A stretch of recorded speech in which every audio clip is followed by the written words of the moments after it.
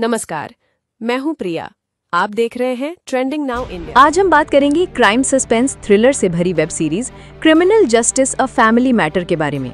इस सीरीज में एक मर्डर मिस्ट्री है जिसमें रिश्ते, झूठ और सच्चाई के बीच का फर्क दिखाया जाता है। तो चलिए जानते हैं इस कहानी के बारे में, जिसमें माधव मिश्रा, जो पंकज त्रिपाठी हैं, अपनी अनोखी चतुराई से राज नागपाल यानी मोहम्मद जीशान अय्यूब का बचाव करते हैं, जो एक मर्डर केस में फंस जाते हैं। कहानी की शुरुआत होती है जब डॉक्टर राज नागपाल, जो एक नामी सर्जन है, अपनी बेटी इरा और अपनी मां के साथ रहते हैं। उनकी बेटी इरा को एस्पर्गर सिंड्रोम है और राज की पत्नी अंजू यानी जो सरवीन चावला हैं, वो अलग रहती हैं। राज की नर्स रोशनी सलूजा यानी आशा नेगी भी उनके साथ रहती है, जो इरा की देखभाल करती है। एक दिन इरा को पियानो गिफ्ट किया जाता है, लेकिन जब वो उसे बजाती है तो बेहोश हो जाती है। इसके बाद ये सामने आता है कि इरा की तबीयत खराब हो रही है और उसके स्वास्थ्य की जांच चल रही है। लेकिन कहानी उस वक्त पलट जाती है जब इरा के जन्मदिन के बाद राज खून से सनी हुई अपनी नर्स रोशनी की लाश के साथ अपनी बाहों लिए पकड़े जाते हैं। अब सवाल ये उठता है कि क्या राज ने रोशनी को मारा या फिर कुछ और है इसके पीछे का सच। इसके बाद एंट्री होती है माधव मिश्रा यानी पंकज त्रिपाठी की इस केस में, जहां डॉक्टर राज नागपाल की बीवी अंजू नागपाल अपने पति का केस लेकर आती हैं माधव मिश्रा के पास। माधव मिश्रा एक बेहतरीन वकील होते हैं जो केस को अपनी समझ और चतुराई से लड़ते हैं। सीरीज में माधव के किरदार को बहुत अच्छे से पेश किया गया है, जो हर मोड़ पर अनकहे सच को सामने लाते हैं। वहीं राज की पत्नी अंजू को इस पूरे मामले में अपनी भूमिका निभानी होती है। अंजू अपने पति को निर्दोष मानती है और इस केस को हल करने के लिए माधव मिश्रा से मदद मांगती है। जैसे जैसे कहानी आगे बढ़ती है, कई राज सामने आते हैं। माधव मिश्रा इस केस को आगे बढ़ाते हुए कई ऐसे गहरे मोड़ पर जाते हैं जहां हर व्यक्ति को अपने असली रंग दिखाने पड़ते हैं।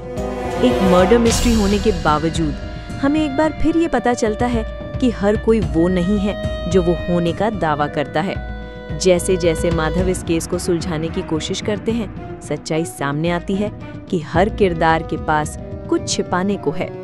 सीरीज के अंत में एक बड़ा ट्विस्ट सामने आता है जब हमें पता चलता है कि अंजू ने पूरी साजिश को अपने ऊपर ले लिया है, क्योंकि अंजू जानती थी कि उसे आग्नाशय का कैंसर यानी पैंक्रियाटिक कैंसर है और वो लास्ट स्टेज में है और वो लंबे समय तक नहीं जी पाएगी, और इसलिए उसने ये कदम उठाया।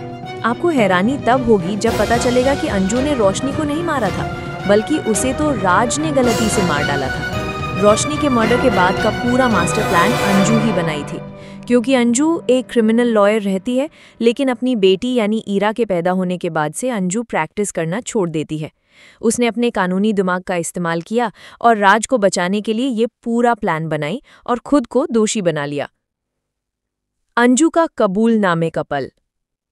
कहानी का सबसे बड़ा पल तब आता है जब माधव मिश्रा को अंजू से एक कबूलनामे का वीडियो मिलता है। अंजू ये स्वीकार करती है कि सब कुछ जैसा उसने सोचा था वैसा ही हुआ था। उसने कमला को गवाही देने के लिए मजबूर किया और मंदिरा को इरा को गवाही देने के लिए भेजा ताकि राज को बचाया जा सके।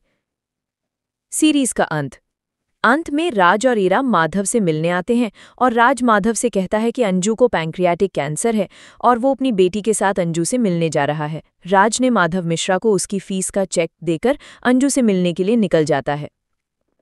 ये दिलचस्प मोड़ उस वक्त और भी बढ़ जाता है जब माधव को ये एहसास होता है कि राज और अंजू ने मिलकर सब कुछ प्लान किया था। लेकिन क्या ये सच है या फिर कुछ और छिपा हुआ है?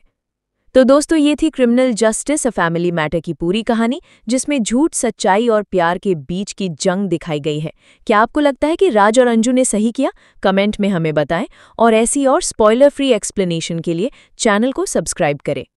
हर पल की खबर, हर दिल की जुबां।